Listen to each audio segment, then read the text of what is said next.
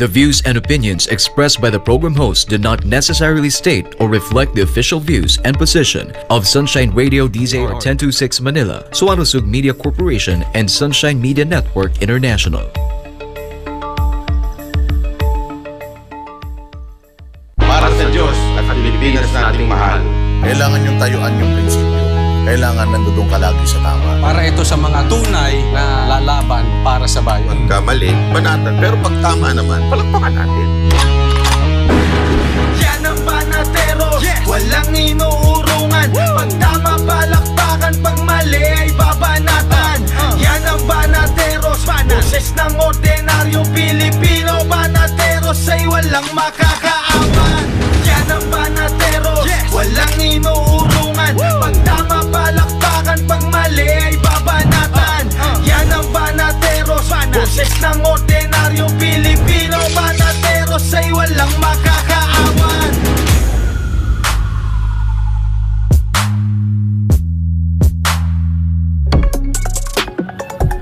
Magandang gabi, Luzon, Visayas at Mindanao. Ako po si Banat Bay. Shortcut Ulit ko. Wala kasi salamin eh. Wala ko salamin. Ulitin mo. Magandang gabi, Luzon, Visayas at Mindanao. Kayo nanonood ng Banatero sa SMNI. Ako po si Robin Patay. Si Banat Bay. Pagbigyan na natin, birthday po niya si Banat Bay. Ako po si Coach Oli. Ako naman po si Boss Dada. Ako naman si Master Judea. Kayo? At ako naman po si Jay Guevara.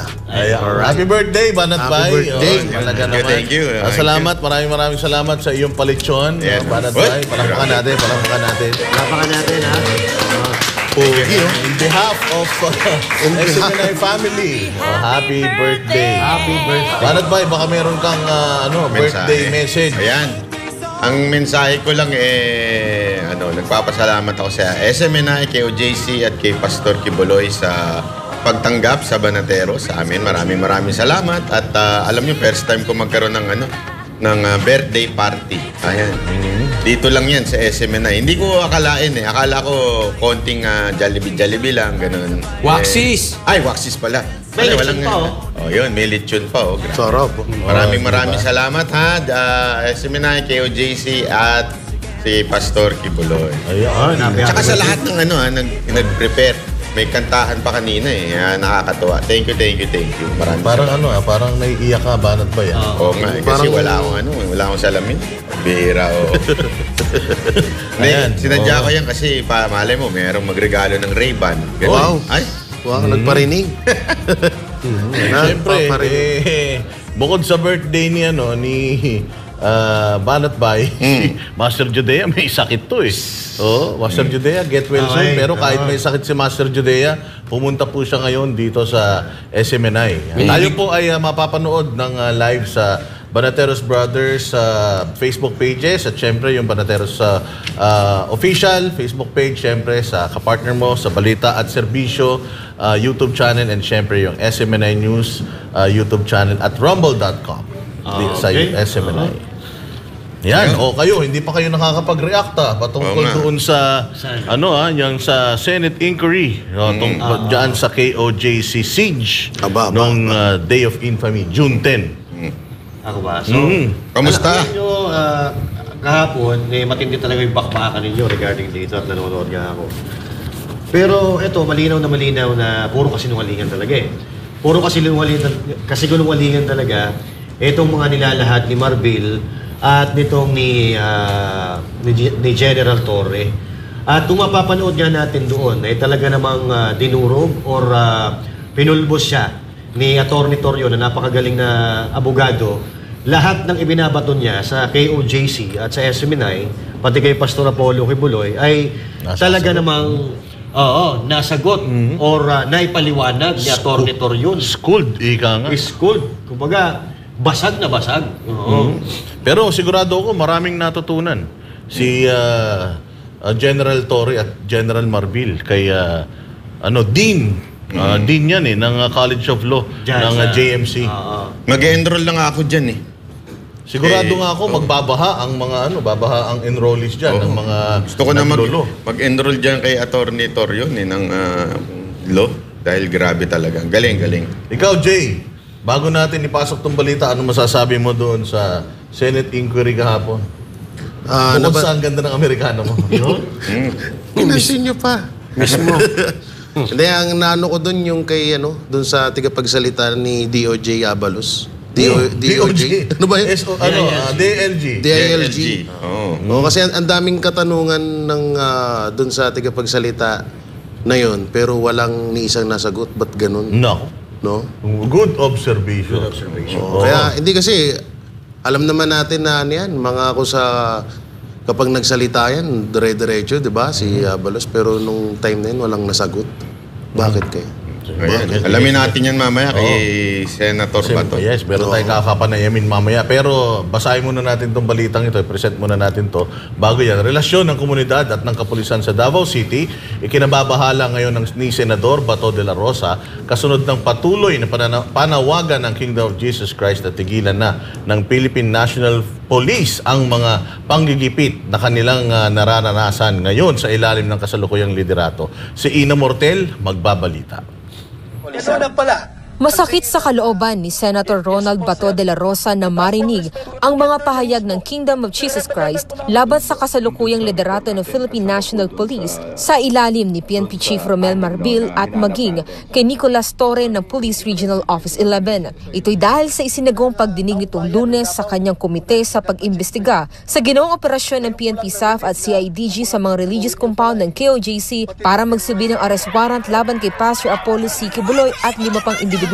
Muling binalikan ang karumal-dumal na nangyari noong June 10, 2024. Ibinahagi ni Sister Eleanor Cardona, Executive Secretary ng KOJC at Brother Carlo Catiil, Resident Minister ng Simbahan, ang labis na pagkatroma ng mga misyonaryo nang lusubin sila ng mga kapulisan, bitbit ang malalaking armas at suot ang kanilang full battle suit na animoy lulusob sa gera. Yung lulusob ka sa banal na dako na kung walang ginagawa kundi manalangin, magpuri sa Ama, magsisimba, at wala ibang tinuturo kundi pagmamahal sa kapwa, pagsusunod sa batas, at pagmamahal sa Diyos. For the first time in my life, I saw all those PNP personnel who were ready geared for war with all their ammunitions, yung mga baril na napakalaki. I did not know what to do. Nanalangin po kami sa time po na yon. Dinistorbo po ng mga kapulisan na para mga barumbado at parang susulo po ng gera, complete full battle gear po. Kaya po nagtakbuhan po kami doon sa gate. Akala po namin, Mr. Chair, magaling po yung mga intelligence po ng ating kapulisan at pinag-aralan po nilang mabuti. Natural po, Mr. Chair, nananalangin po kami. Whole family nandun po lahat. Nung inakyat po nila, Mr. Chair, ang aming gate, ang aming pong response, kami pong lahat, kasabay mga bata, tumakbo na po kami doon to defend our place. Ibinahagi naman ng CEO ng KOJC na si Sister Nelida Lizada na hindi nila nararamdaman na ligtas sila kapag nakapaligid ang mga kapulisan sa Davao City kasunod ng marahas na paglusob noong June 10.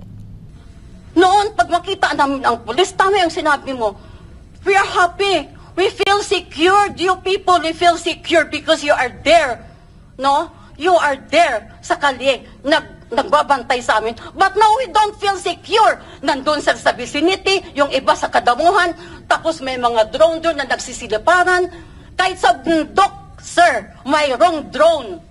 Matatandaan una na ring inireklamo ng KOJC ang patuloy na surveillance na ginagawa sa kanila, kabilang na ang pagpapalipad ng mga drone araw at gabi, kasabay ng mga ulat na mayroong listening devices sa paligid ng kanilang mga religious compound. Kaugnay dito, pinagsabihan din ng dating PNP Chief Senator Bato si Torre sa nangyayari ngayon sa Davao City. The way I heard it, the way I observed, na para bang na ang mga tao ay nagiging anti-police na sa Davao City. It's your job. It's your responsibility na sana, i-maintain mo yan. You reconnect with the community. Yun lang pag-iusap ko because nag-retire ako na police Davao talaga, iba ang feeling ko. Very proud ako sa aking community and my community was very proud of the police. Pinaalala din ni Bato na binuo nila ang tiwala ng taong bayan sa pulis na sa matagal na panahon ay umiiral sa Davao. Kaya hiling niya na sana'y hindi ito mawala sa ilalim ng liderato ng PNP ngayon. Masakit sa kalooban ko na yung pulis pala sa Davao hindi na pagkatiwalaan. Well, you know, we build that trust between the police and the community for a very long time. Mahal ng pulis ang kanyang komunidad. Mahal ng komunidad ang kanilang pulis. Ganyan po ang treatment namin sa Davao noon. Ngayon parang kalaban ng pulis ang community, kalaban ng community ang pulis nila. Sana ma-fix natin ito. Please, ibalik natin yung trust ng taong bayan sa ating kapulisan. Samantala, matatandaan na patong-patong na kaso na rin ang isinampa ng KOJC sa mga otoridad na nasa likod ng marahas na paglusob. Inaasahan naman na magpapatuloy ang naturang pagdinig sa Agosto 20. Para sa Diyos at sa Pilipinas kumahal, ito si Ina Mortel, SMNA News. Ayun na nga po at napakaganda ho nung nangyaring hearing na po yan at dahil po dyan makakausap po natin ang chairman po ng committee na yan, si Senator Bato. Magandang gabi po, Senator Bato. Kami po ang Banateros. Hello, sir. Magandang gabi sa inyo, mga Banateros. At happy birthday sa iyo, Banatbay. Thank you po. Thank you happy po, birthday. Sir. Maraming salamat po. Yung regalo daw po, Senator, pwede daw, wag na ibalot. Mahirap balot yung GS1. Bukas. Yung Africa Twin daw. Gabi na eh. Okay na daw yung Africa Twin na motor nyo, sir. DCT. Senator Bato, simulan na kagad natin ng banatan. Kayo, ramdam na ramdam namin yung nagsasalita kayo na parang yung respeto ng ilang mga citizen ho sa Davao, medyo naiba na ngayon. Hindi katulad nga nung dati na sinasabi nyo nga pagka may checkpoint, pinapalakpakan. Ngayon, parang natatakot na po yung mga taga Davao doon sa ano. Ano masasabi nyo dito sa narinig ninyo mula sa mga taga KOJC na nangyayari ho sa harap ng kanilang compound wherein walang mga plaka, yung mga kotse, walang mga plate name, nakatago mga muka at naka-shades po. Ano po masasabi niyo? Na ano mo yun na-experience natin yun. Pinuntahan po namin personal yun kasi dinouble check namin kung totoo nga. Talaga hong sir, nung palapit kami, biglang nagtatakip, tas nag-shades. Tapos ayaw magpakita, wala talagang mga nameplate. So, ano kaya ito? Anong masasabi niyo dito? Well, ako, kahit na ako'y retiradong pulis, para sa isang civilian, kung titingnan mo yung ganyang kasi presensya, talagang very intimidating. Very intimidating at tingnan mo, walang nameplate. Hindi mo kilala just in case you want to file a complaint. Sino i-complain mo kayo na walang pangalan yung police na andyan? Mukha naman, kahit na picturean mo sa cellphone, hindi pa rin ma-identify dahil nakatakip yung mukha. So that is why it produces parang mistrust ng mga civilian doon sa kanilang police. Parang hindi na sila na alam natin na may nangyari yung pag-raid. That was very traumatic on the part of the members of KOJC. Tapos ngayon, halos araw-araw, gabi-gabi daw, ganito ang presensya ng mga kapulisan sa harapan nila. So, kung ikaw ay membro ng KOJC na nandoon sa loob, abay, siguradong ma-intimidate ka at you will not feel comfortable kapag ganon. At yun nga, kahit na malayo, mayroon daw nagpipicture. I don't know bakit ganitong style ang kanilang ini-employ na imbis na limang tao lang naman yung hinahanap nila na may warrant of arrest. Bakit kailangan pa nilang kalabanin yung buong community ng Davao dahil sa hinahanap nila na 5 tao na may warrant of arrest? I think that's a very wrong approach. Sir? Dahil imbis gusto mong mahuli yung 5, paano mo mahuli? Lalong hindi mo mahuli dahil wala ka na suporta sa komunidad. Hindi ka na makakuha ng suporta dahil sila ay na-alienate na sa inyo. So I advised yesterday the regional director, si General Torre, na you adjust accordingly. You have heard already the complaints of the members of KOJC, and aside from that, you have heard also my own personal advice as dati niyong Chief PNP na mag-adjust ka accordingly para ang tao ay hindi mapapraning sa inyo doon. So, Sir, sabi naman niya na he will adjust accordingly. At kanina lang may natanggap akong message coming from, I think that somebody from the church of QJC, nagsabi na, Sir, maraming salamat doon sa hearing mo at ngayon malinis na yung harapan ng aming compound. Tinanggal na yung mga nakahambalang ng mga sasakyan at naalis na yung mga kampo-kampo ng pulis. I was not able to validate it dahil hindi pa ako nakauwi ng Davao. Pero at least may nag-info sa akin na ganyan. I hope that's true and it will continue para mag-normalize na yung sitwasyon dyan. Dahil for all we know, hindi lang yan siya place of worship, hindi lang yan siya religious place, kundi educational institution yan, eskwelahan yan. May mga bata nag-aral na bothered dahil sa presensya nila. So kailangan we have to restore normalcy sa lugar na yan para naman hindi apektado yung mga kabataang nag-aaral. Senator, ang tanong kasi dito wala ho ba tayong batas na sabi nga ni sa opening speech ni Atty. Torion, baka pwede ho tayong gumawa ng batas na i-criminalize ang mga hindi pagsuot ng nameplate ng mga kapulisan. Kasi sobra ho obvious talagang tinakpan, hindi wala ho.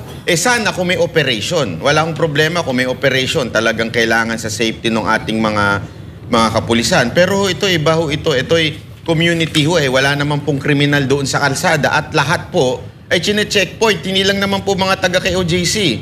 Lahat ng mga taga Davao City chine-checkpoint. Wala ho ba tayong pwedeng gawing batas dyan bilang senador na ipagbawal yan? Pag sa checkpoint, wala man lang team leader na nakasulat doon, pati yung plaka ng mga sasakyan, nakatakip. Actually, pwede tayong gumawa ng batas dyan na Banatbay. Pero, may nakalagay na kasi yan sa kanilang police operating procedure, police operational procedure, na dapat kung mag-checkpoint ka, may mga requirements yan. You have to conduct your checkpoint in a well-lighted place. Meron kayo naka-park na marked vehicle at lahat ay naka-properly uniform. So in this case, masasabi natin na proper uniform sila dahil that is the prescribed uniform ng kanilang SWAT. Kaso nga lang, if you are dealing kung SWAT, ganyan, dapat nandoon ka tactical operation, hindi yung ganyan na ginagawa mo na nagkakanda ka ng checkpoint na ganyan. Dapat ang nagkakanda ng checkpoint na ganyan, either yung nakapatig or yung mga naka-blue uniform na police para friendly ang dating, hindi ganyan na intimidating. Yung mga ganyan formal panggira na yan, tactical uniform yan dapat diretso na sa operation. Kaya lang, Sen, ang problema po pagka ganyan, tulad yung sinasabi nyo, yan po ay protocol na dapat pag nagaganyan, may nameplate. Ang problema, pag inutos na ng taas, yun lang laging problema Pag sinabi na lang, utos sa taas, wala na ang magawa. Pag may batas po kasi, pwede ho silang kasuhan sa husgado. Pag may nakitang ganyan. Baka po sir, pwedeng, kasi yun ang, marami yung nagko-comment ang netizen, yun ang talagang sinasabi nila. Para maging feel safe kami, sana may pangalan sila. Sana meron, mapapakilanlan sila. Pag mga checkpoint, kung operation, normal naman at nagtatago, kailangan itago mga identity ng ilang pulis. Pero pagka checkpoint, sana may ganun. Yun ang kahilingan nila ng ating mga kababayan. Pwede natin gawan yan ng batas. But in the first place, dapat administratively nakukosyon sila dahil hindi dapat ganyan ang forma pag maganda ka ng checkpoint. You wear your proper uniform. Hindi dapat ganun. So, dapat may administrativong pananagutan sila kung gugustuhin ng kanilang mga higher-ups, no? Pero yun nga, in the absence of any legislation, you cannot you cannot punish them without the law na nagpapanis sa ganung klaseng actuation. Ayun, Senator Bato, ito gusto ko lang matanong, tama ba tong diskarte ni Sir Torre? Kasi sinabi niya bilang pulis, hindi naman, ako po obviously hindi naman pulis. So hindi natin alam kung yung sinabi niya ay tama. Kasi parang gusto niya nang manirahan sa loob ng KOJC. Dahil dapat daw papasukin doon 1,500 na pulis para halughugin, magstay doon ng 1 month. Kasi malaki po yung lugar eh. Yan yung sinabi niya. Eh yung ba ay tamang diskarte ng isang pulis? Mali yun, mali. Hindi ka pwede mag-stay sa lugar. Ano? Sa'yo ba yung lote na yan? Sa'yo ba yung property na yan? Bakit ka mag-standby dyan ng 1 month? Kung ang hinahanap mo i-covered ng warrant of arrest ay 1 o 5 tao, yun lang hanapin mo. Hindi mo pwede i-occupy yan. Ano, pwede mong i-occupy yung property ng Kingdom of Jesus Christ. Anong basis mo? Meron kang court order na i-occupy yung property na yan? Wala. Ang basis daw niya, Senator Bato, kasi napakalaki ng lugar. Actually, nabanggit niya pa yung merong lagusan sa airport, ilang hectares daw yun. Ilang pinto, tapos meron pa raw secret door. Kaya nga pati hinalungkat nila, pati yung aparador, yung ihilahin mo yung aparador, ang pagkakaalam ko, ito po ay warrant of arrest, hindi po search warrant. Nagtatanong ako, kung kasya ba si Pastor Kibuloy doon sa aparador, kasi daw yung pinagbubuksan, pati kaldero pinagbubuksan to justify na pati ref na mayroon kasi mga secret door, baka doon daw yung ba ay tamang intelligence na galing sa isang pulis? Senator Bato? Mahina. The mere fact na kahit anong ginawa nila, hindi nila nahuli, kulang talaga intelligence nila. And the mere fact na they operated simultaneously 4 different locations at the same time looking for those people. Ano klaseng information yun? Napakalayo. So maliwanag napakalayo na sa information. Maliwanag para na lumalabas na fishing expedition yung ang ginagawa nila. So kasi po yung halimbawa yung patungkol doon sa meron daw naman kasing live po yung warrant of arrest yan ang punto nila. Hindi ba, legally, dapat doon sa lugar na yon or isang araw lang, sila dapat nandoon. Hindi pwedeng live daw yung warrant of arrest at kahit kailan, pwede sila, kasi itong bandang huli, meron silang discarding hindi na naman maganda. Meron silang pinagtututukan dyan sa paakyat, dyan sa Prayer Mountain. Sa Tamayong. So yung mga ganun na ginawa nila, mananagot sila dyan. Mananagot sila. Kailangan ninyo i-document lahat yan at i-complain. Pailan ng kaso yung mga ginagawa nilang panunutok. Well, anyway, Senator Bato, well documented naman po yan sa SMNI. Yes, Master Judea. Alright, so Senator Bato, magandang gabi po. Pasensya na, medyo boses natin. Anyway, yes. Congratulations po doon sa hearing ninyo. Kahit pa paano, nagkaroon po ng konting development, nawala na po yung mga nakatambay dyan sa harap ng KOJC. So, salamat po doon sa ginawa nyo. But anyway, isa po kayo sa mga dahilan kung bakit po naisaayos ang kaguluhan dyan sa Davao. Noong kayo po ay namumuno, kasama ng mga Duterte. On a personal level po, sa nangyayari sa Davao ngayon, sabihin na natin na kayo ordinaryong Pilipino, hindi po kayo senador or hindi po kayo naging polis. Ano po yung personal na nararamdaman nyo ngayon dyan sa nangyayari sa Davao? Kahit na ako'y retired na police, Master Judea, kahit na ako'y senador, still hindi pa rin ako komportable sa mga pangyayaring ganun. I can feel the sentiment of the Davaoenos, kung anong sentimento nila ngayon sa mga pangyayari. Maraming nagreklamo. Kaya nga, I am broken-hearted pagdating sa relasyon ng pulis at ng komunidad ng Davao City. Sayang yung pinaghirapan natin noon na i-establish yung trust, yung love ng tao sa kanilang pulis at ng pulis sa kanilang community. Ako'y nasasayangan. Dapat hindi ganon talaga dapat. Senator Bato, follow-up lang po, ano po kaya itong nangyayari ito? Ano po sa tingin nyo? Ito po ba ay inggit? Ito po ba ay politically motivated? Kasi parang may narinig po ako na statement ni General Torre na parang sinasabi niyan, akala ko ba magagaling kayo dito sa Davao? Akala ko ba lagi kayong number 1 sa mga kompetisyon dito sa Davao? Tapos, parang ang pinag-uusapan doon ay itong paggamit ng CCTV dyan sa City of Davao. Ito yung issue na parang sinabi ni Mayor Baste na sasampalin daw niya itong si General Torre. So sa tingin niyo po, ito po ay inggit dahil hindi sila manalo-nalo sa mga kompetisyon, laging Davao ang nananalo. Ano po sa tingin niyo?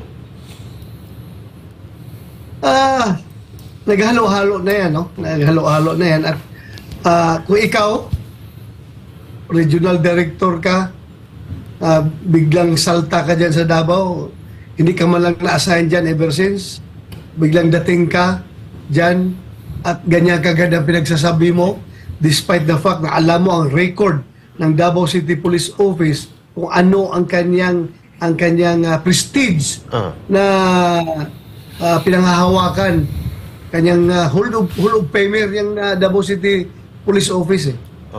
Alam mo yan, hindi ko naniwala na hindi niya alam yan. But despite the fact na ganun pa rin yung actuation niya, ganun yung treatment niya sa unit, ibig sabihin yan, may mga patagong instruction sa kanya na dapat ganitong gawin mo, i-pressure mo sila, i-continue the operations para mayanig yung mga tao. I am sure may mga instructions na gano'n. I-deny man nila o hindi nila ako pwedeng utuin. Alam ko may mga instructions na nangyayari. Hindi yan gano'ng katapang na magdating dyan na ganito dapat agad ang ginagawa kung walang instruction. May nag-instruct dyan. Jay Guevara, may tanong ka kay Senator Bato. Magandang gabi, Senator Bato. Jay Guevara nga po pala. Yes, Jay. On mo. Sorry, naka-mute po. Minsan lang mag-English si Jay. Minsan lang mag-English, hindi pa narinig. So, magandang gabi po, Senator Bato. Yan. Magandang gabi mo, Kuya. Jay Guevara po. Yan. Bali, Jay. kasi ang tanong ko lang po sa inyo, hindi po ba kayo nangangamba na baka gayahin ng mga sindikato itong ginagawa ng mga kapulisan dyan sa KOJC? Kasi sa totoo lang po, ano yan pangit po yung ginagawa nila kasi wala silang mga nameplate. Maaring gayahin po ng mga halangang bituka na mga sindikato sa iba't ibang lungsod ng Pilipinas yan. Hindi ba kayo natatakot sa ganun na baka gayahin yun? Alam mo, pwede. Mayroon akong naimbestigahan na yung Vice Mayor ng dito sa Apari, Cagayan, na bumiyahe, pinonitor yung kanyang movement, tapos pagdating sa dito banda sa Nueva Vizcaya, chineckpoint sila ng naka-uniforme na mga pulis. Pagkatapos nirat-rat, pinatay yung mayor at saka yung Vice Mayor at saka yung mga kasamahan nila. 6 sila sa loob ng isang van, ubos, patay. Naka-uniforme yun. Pero hindi yun mga pulis, mga kriminal yun. So yung concern mo, pwedeng mangyayari yan. Anywhere, anytime. Kung hayaan natin na ganun palaging gagawin natin mga pulis, kayang-kayang kukopyahin yan ng mga kriminal. Kahit na nga ay kriminal, mas magpakita pa yun ng nameplate dito. Nagawa pa yung nameplate para silang totoo talaga. Kayang-kayang gawin ng mga kriminal yan. Yun nga po Senator Bato. Alam nyo, yung mga netizen, ang tawag na ho doon sa mga kapulisan natin na nandyan sa harap ng KOJCI, PNPA na ang tawag nila.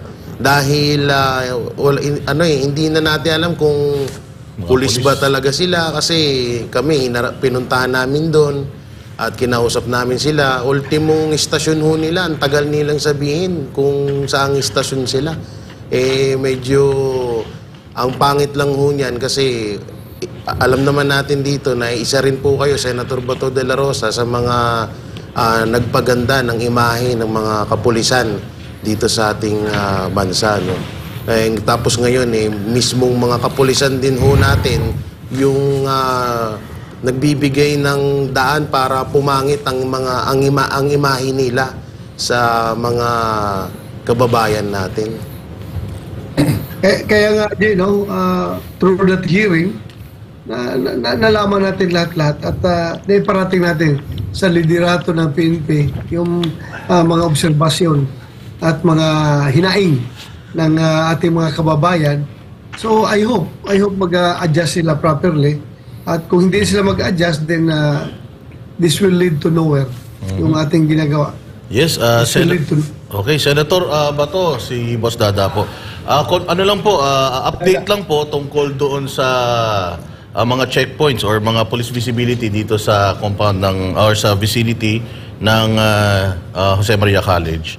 Sa harap, nawala na po. Maraming salamat dahil dun sa inyong matapang na pag-utos sa kanila or pag-request na sana alisin na dahil naaantala yung maayos na pamumuhay ng mga taga-compound.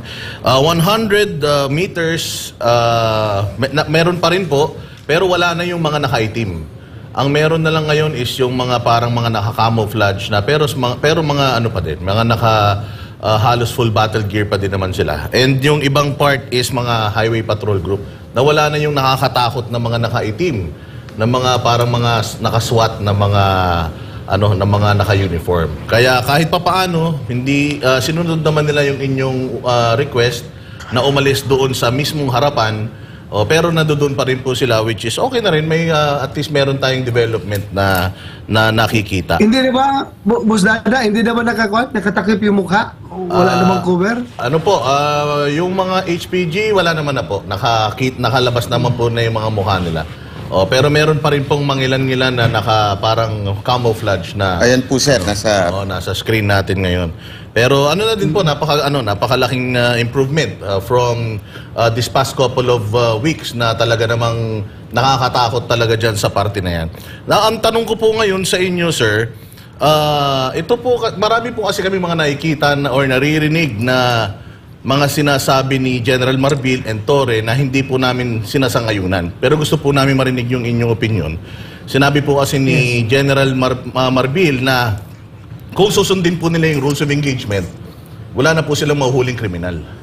Noon po bang panahon ninyo, do you strictly adhere doon sa rules of engagement in terms of yung pagsaserve ng warrant of arrest sa isang suspect? Well, alam nyo, kaya ginawa yung police operational procedure or rules of engagement para sundin, hindi para baliwalain. So, any deviation from that manual, any deviation from that police operational procedure ay may kaukulang administrative sanction yan. Magkakaroon sila ng administrative case kapag hindi na sinusunod yan. So mali po yung sabihin natin na wala nang mahuling kriminal kung hindi susundin yung aanin mo pa yung police operational procedure kung hindi mo sundin. Diba? I disagree. Okay, thank you very much. Isa pa pong tanong natin, sir. Dito naman po kay General Torre, tila mo hindi niya kinikilala ang SMNI as a legitimate media. Kasi sinasabi niya, mabuti sana kung yung nagpupunta doon mga mainstream. So, alam naman po natin na hindi pa naman po kansilado ang prangkisa ng SMNI. Yan po ay kinansila pa lamang sa Kamara pero nakabinbin pa po yan dyan sa Senado. So, ano po ang inyo pong opinion tungkol doon? Well, nagkamali siya doon sa sinasabi niya. Nagkamali siya sa sinasabi niya na hindi part ng mainstream media yung SMNI. Matagal na mag-part ng mainstream media yung SMNI. I disagree. Yung sinasabi niya. Dapat i-correct niya yun. Meron po kasi isang instance, Banat Bay, na Senator Bato and Banat Bay, may isang instance na meron po silang operation dyan sa Tamayong na hinarang po yung mainstream media na SMNI, hindi po pinapasok dahil delikado daw po pag sila ay pumasok doon. So nagrereklamo itong mga reporters natin na nandiyan na papunta sana dyan na yung ibang mga private vehicle naman pinapalusot pero sila lang daw yung pinigilan, yung SMNI. Kung safety ang pag-uusapan, dapat lahat ay hinarang, di ba? Opo. So ibig sabihin, SMNI lang ang hinarang dahil kanila yung property na kanilang nire-raid. So,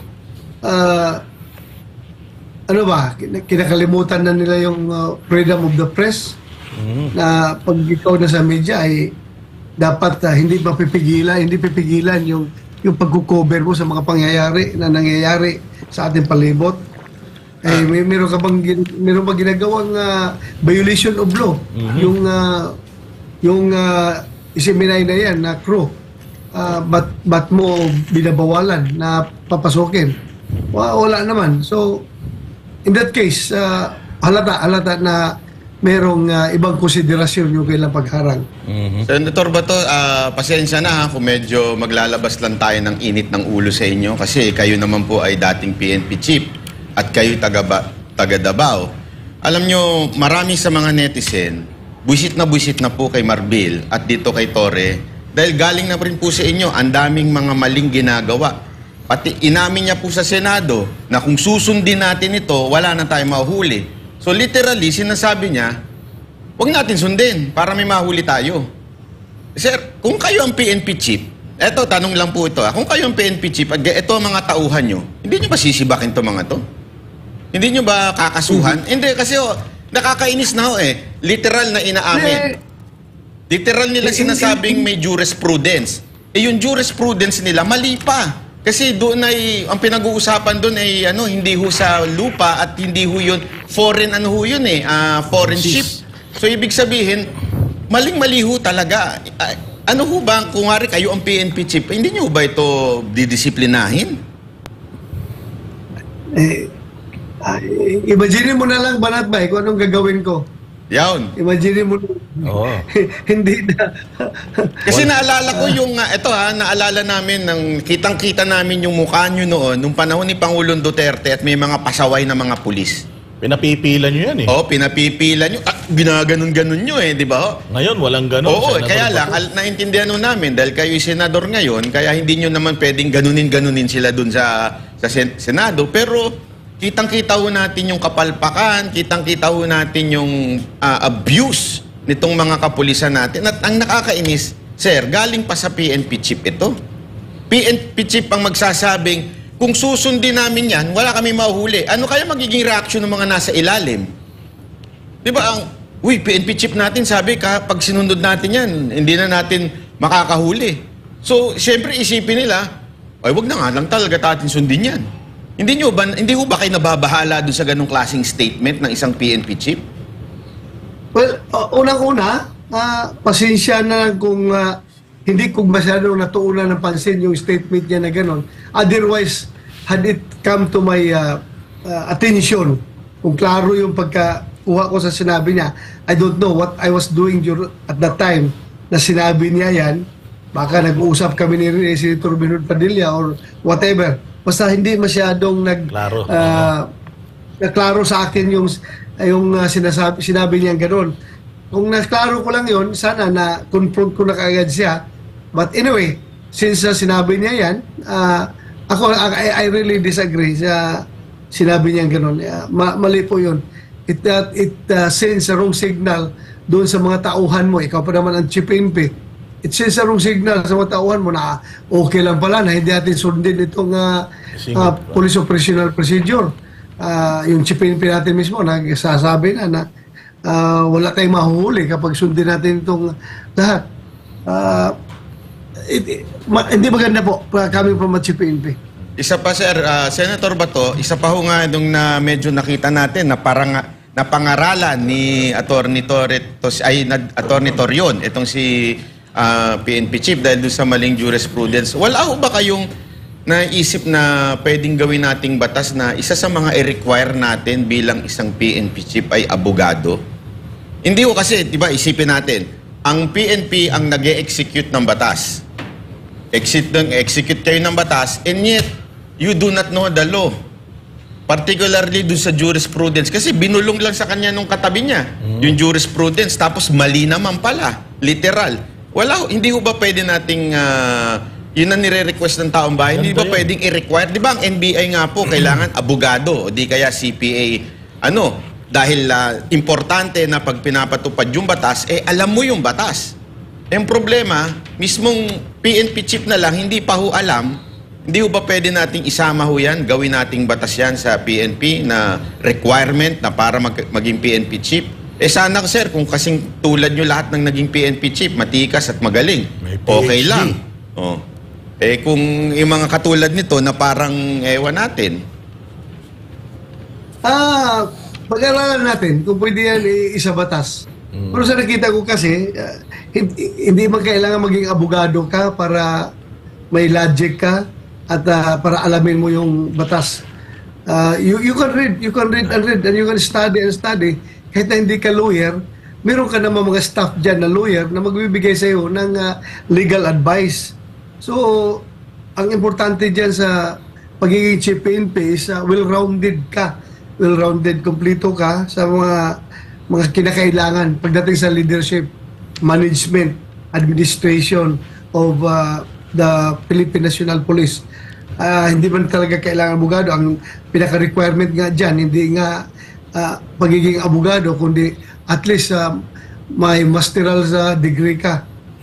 Graduate ka ng isang master's degree. Yan ang nakalagay doon sa mga requirements sa pagiging chief PNP. So, titingnan natin. Senator Bato, kahapon nabanggit niyo po yung vlogger-vloggeran. Ang dami tuloy nagtatanong dito, sino ba yung vlogger-vloggeran na nabanggit niyo kahapon? May nabanggit kayo kahapon na vlogger-vloggeran, na nagpunta doon, na tinatanong tuloy nila. Sinugod na ng SWAT. Yun. Ang Davao. Vlogger-vloggeran.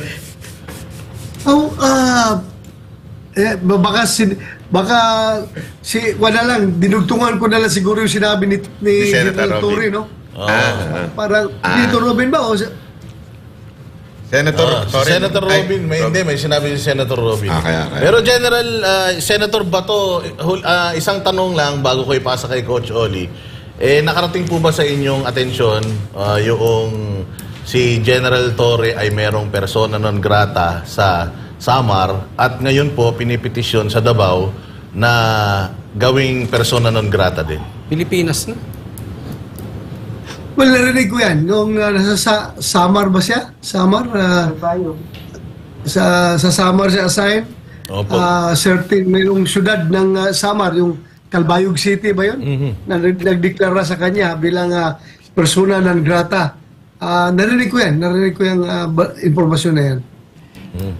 Coach Oli. Senator Bato, itong magandang nangyari, no, nawala na daw yung yung mga pulis dyan sa harap ng KOJC.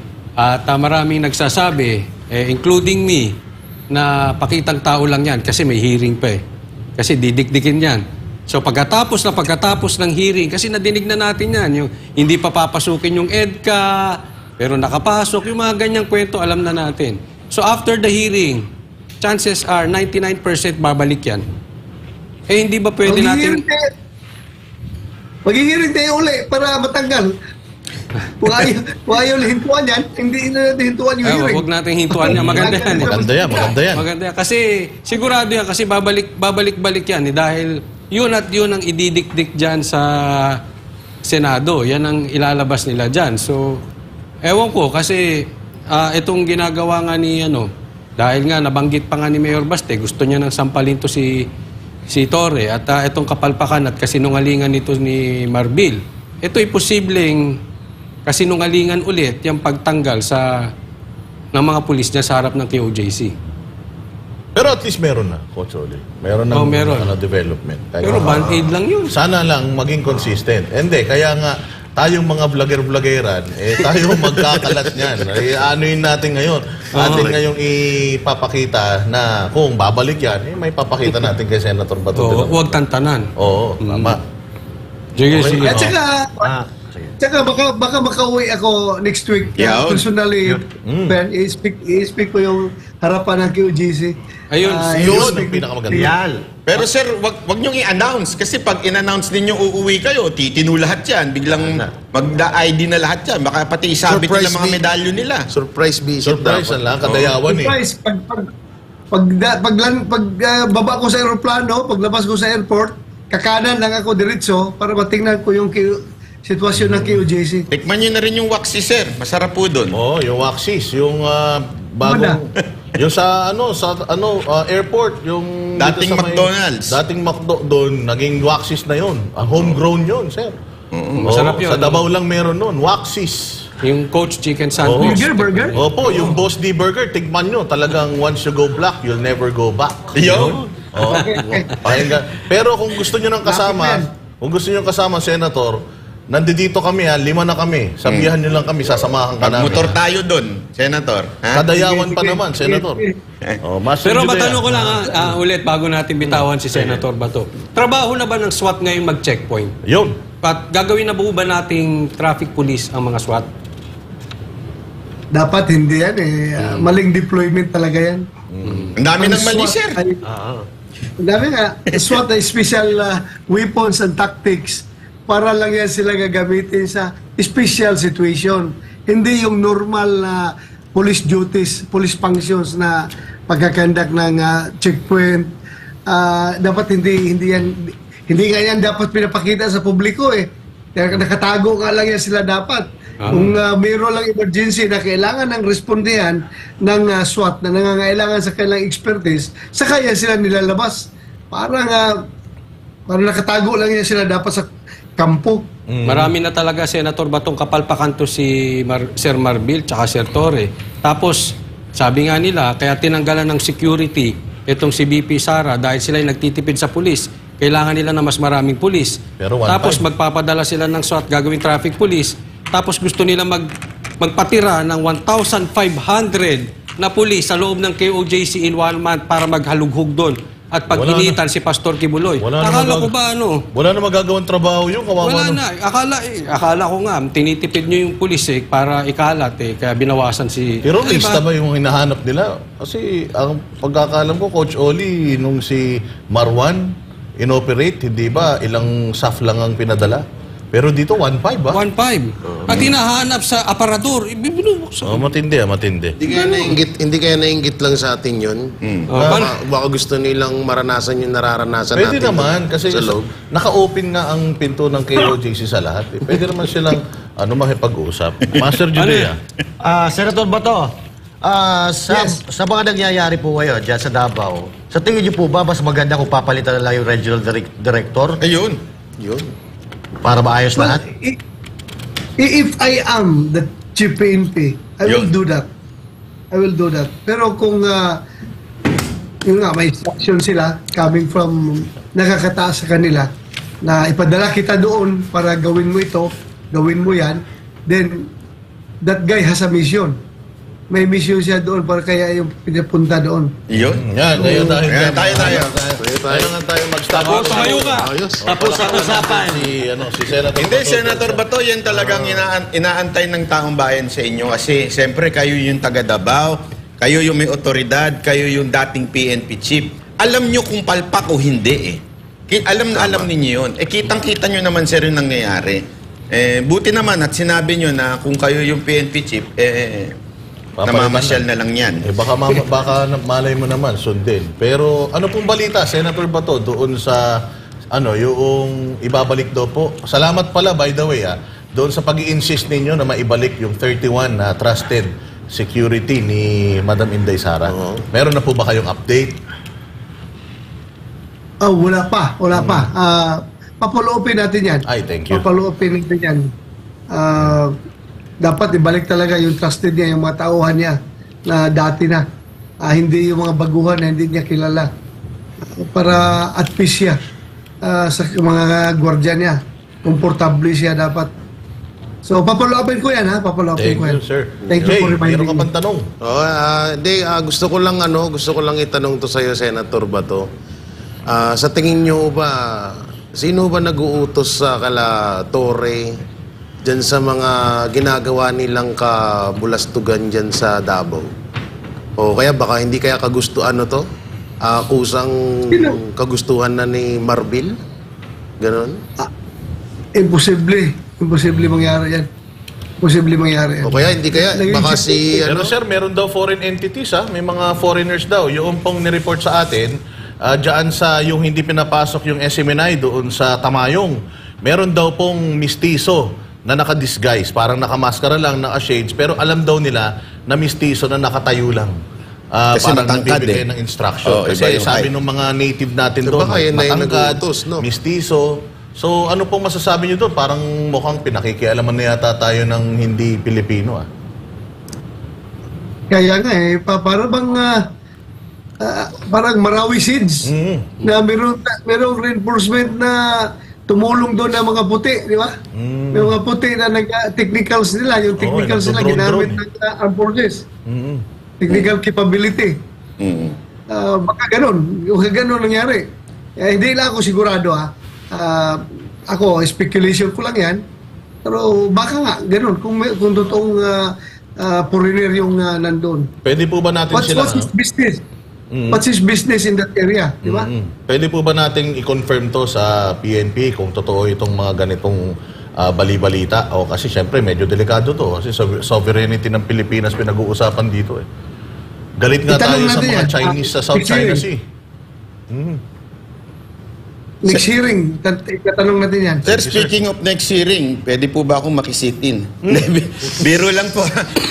Biro lang po. Welcome. Welcome kayong lahat doon. Magtatanong po ako sa inyo para kayo na lang po magtanong sa kanila ng kasi may mga talaga eh. Meron po talaga. Ito, isa pang question ba na pa importante to? Pwede po bang kumain dyan sa Senate pagka nagsisession kayo? Oo nga pala. Kasi meron pong nagagalit kay Senator Robin Padilla, gawa ng kumakain daw siya habang nagsisession. Blager-blageran po. Hindi session yun. Pag session, bawal talaga. Dahil formal doon. Pero yung hearing. Hearing pwede. Yung hearing pwede kasi sinasabihan natin yung ating mga resource person dahil in the interest of time, kinukulang tayo ng oras. Pwede working lunch tayo habang nag-uusap tayo, may pagkain dyan sa gilid, kumain na lang muna kayo. Working lunch. So, wala pong problema dyan kung kakain ka during hearings. Malinaw.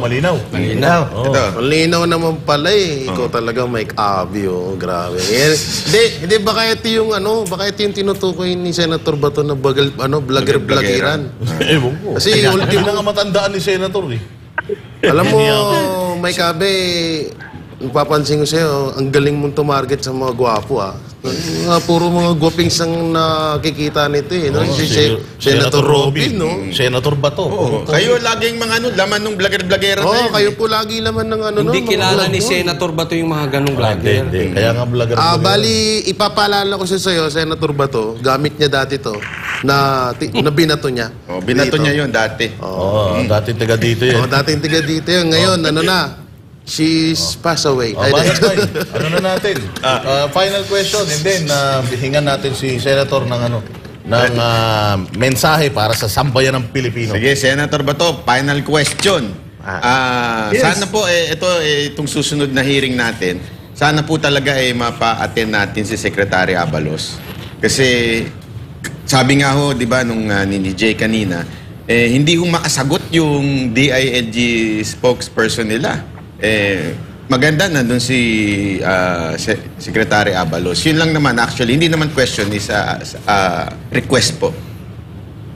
Yes, in-emphasize ko yan sa yung instructions na yan sa COMSEC, no? Yung committee secretariat natin na talagang pandala ng invitation si Secretary Abalos para magbigay linaw siya doon sa 10 million na pabuya, yung reward na ino-offer niya na sabi niya ito'y galing sa mga private individuals.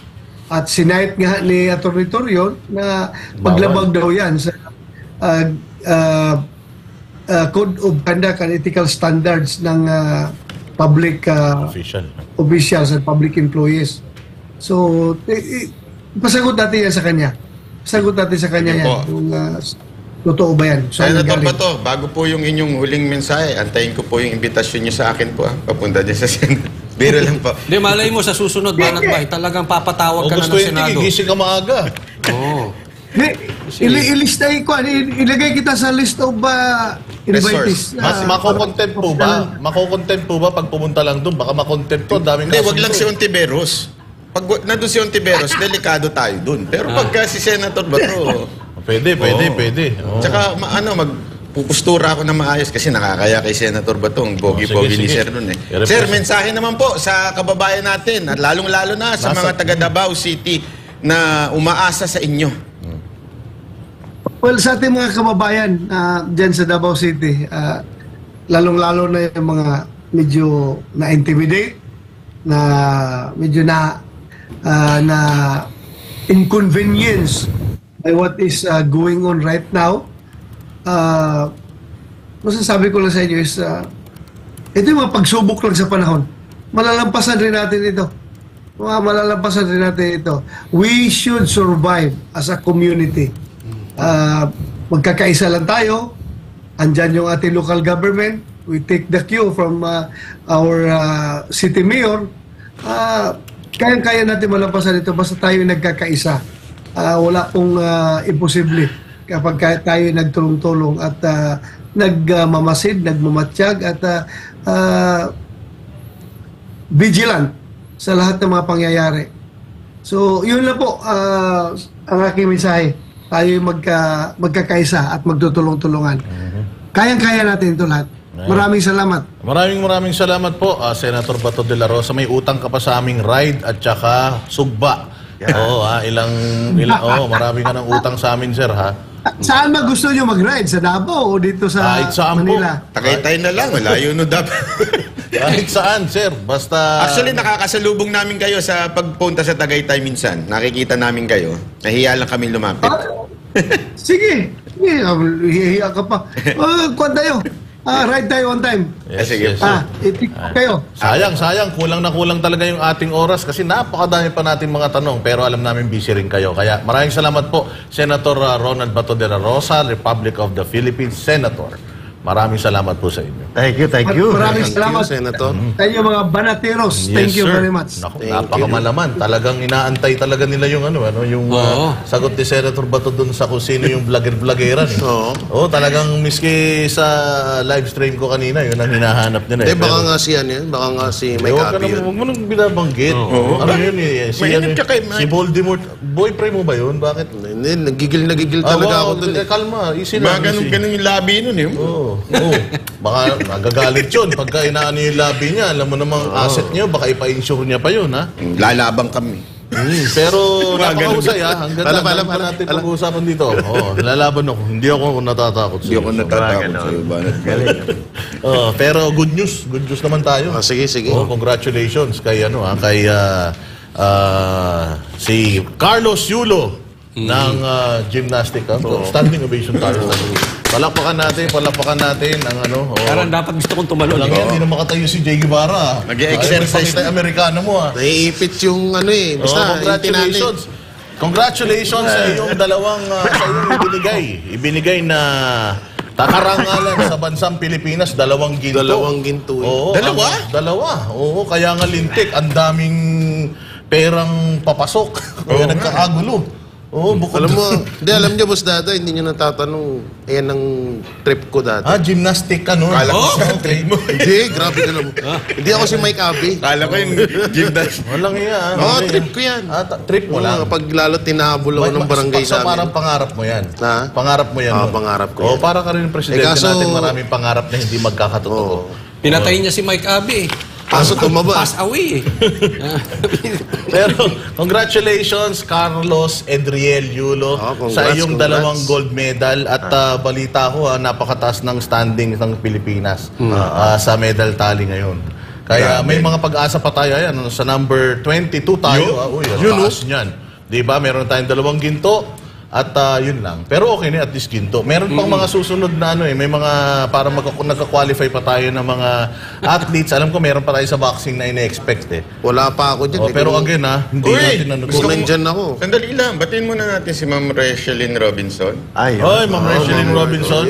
Ang ating subscriber na bumisita dito at personal na binati ang ating birthday boy, si Banatbay. Siyempre, yung tatay namin nandito rin. Yes, ni Cristobal. Magandang gabi sa iyo. Magandang lalaki ka pa kaysa sa mga anak mo. Ay, siyempre. Ibang klase. Orig yan, orig. Original yan. Mas baby face siya tingin kaysa dito sa dalawa Balita ko nga, itong nangyari kay Carlos Yulo, ang dami ngayong mga Pilipino na nag-i-stretching na. Oo nga. Ako nga, gusto ko na.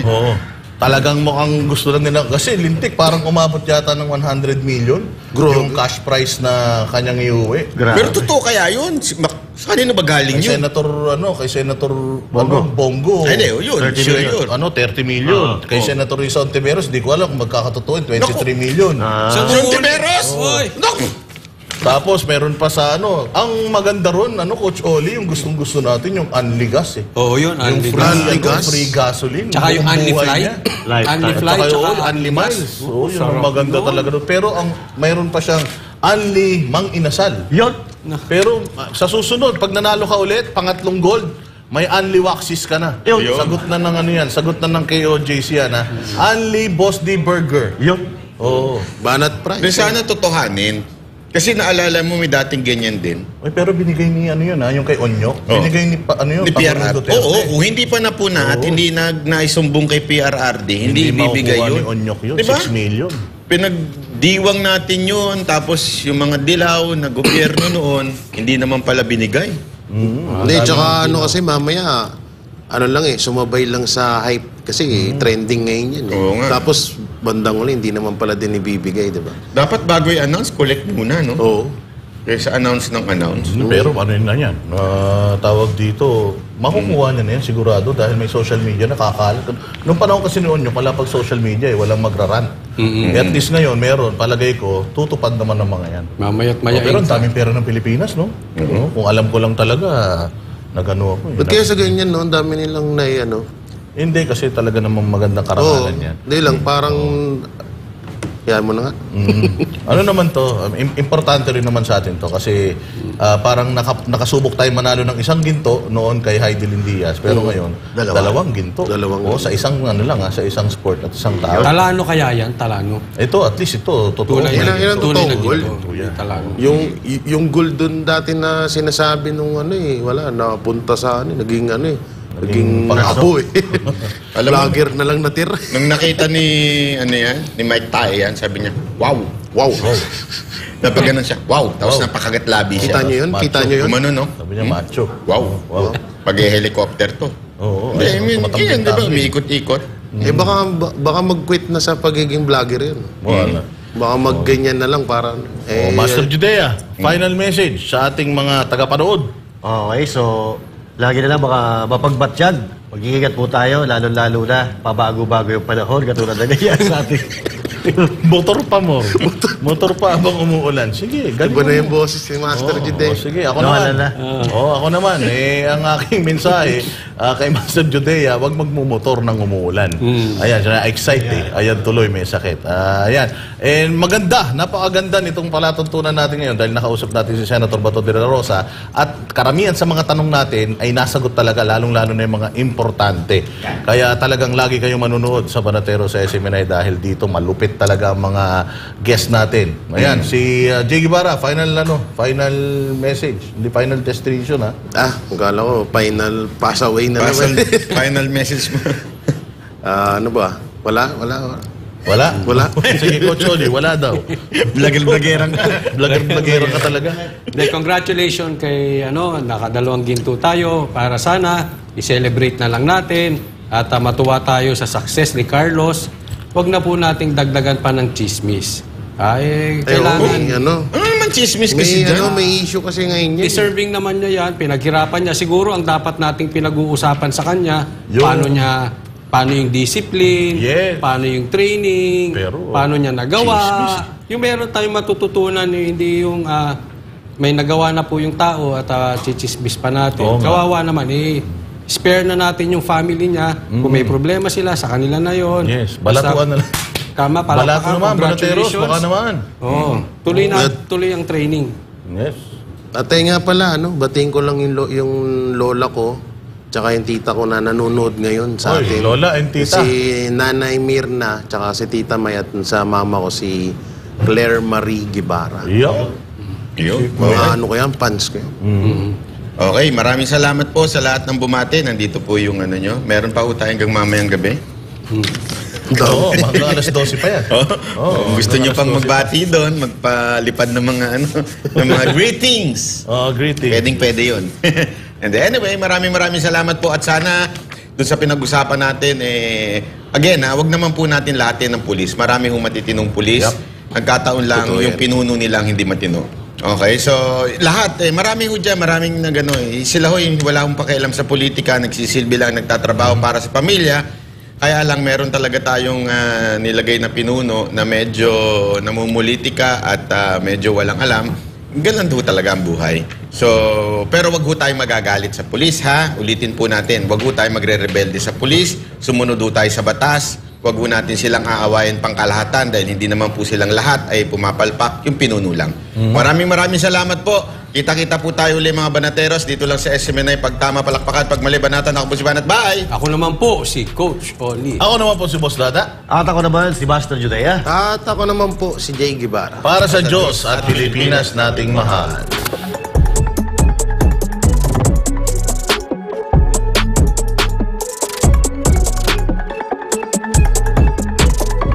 Para sa Diyos at Pilipinas nating mahal. Kailangan yung tayuan yung prinsipyo. Kailangan nandudong ka lagi sa tama. Para ito sa mga tunay na lalaban para sa bayan. Pagkamali, banatan. Pero pag tama naman, palakpakan natin. Yan ang Banateros, walang ang inuurungan. Pag tama, palakpakan, pag mali ay babanatan. Yan ang Banateros, boses ng ordinaryo Pilipino. Banateros ay walang makakaawan. Yan ang Banateros, walang inuurungan. Pag tama, palakpakan, pag mali ay babanatan. Yan ang Banateros, boses ng ordinaryo Pilipino. Banateros ay walang makakaawan.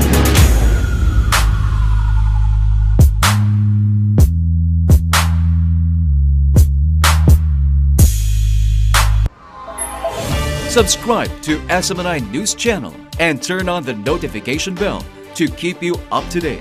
Also visit our official social media accounts and join our community on Viber and Telegram.